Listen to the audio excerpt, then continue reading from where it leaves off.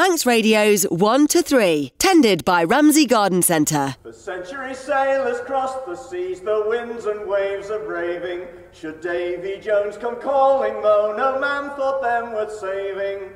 Then in 1822 the racehorse she was grounded, and from that shocking loss of men the lifeboats they were founded.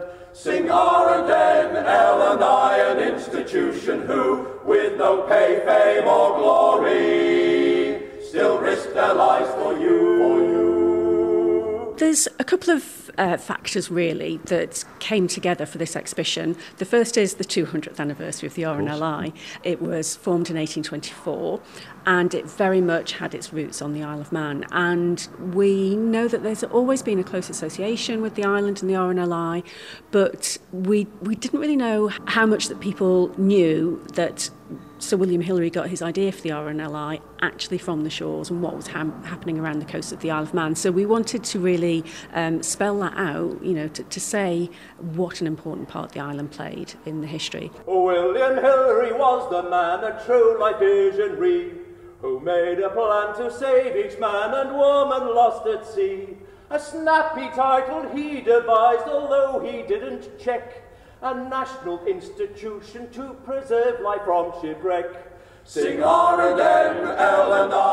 The other factor was we've had a donation of information, essentially. Adrian Corkill, who's a local historian, has been working for 30 years researching shipwrecks, recorded shipwrecks around the island.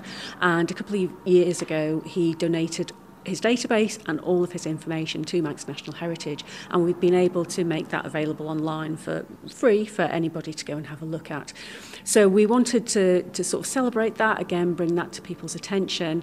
So we thought this would be the perfect time to talk about some of the stories from the thousands of shipwrecks around the Isle of Man and how those affected what was happening, and certainly Sir William Hillary's thoughts on this institution that was needed. So how difficult is it to actually curate an exhibition like this? Are there lots of other sources you have to go around to actually get a loan or be able to borrow these pieces? It's been quite an unusual exhibition for me, really. I usually do exhibitions on much older stuff, on the archaeological collections, but this one, it was really difficult to narrow down which stories we were going to present to people.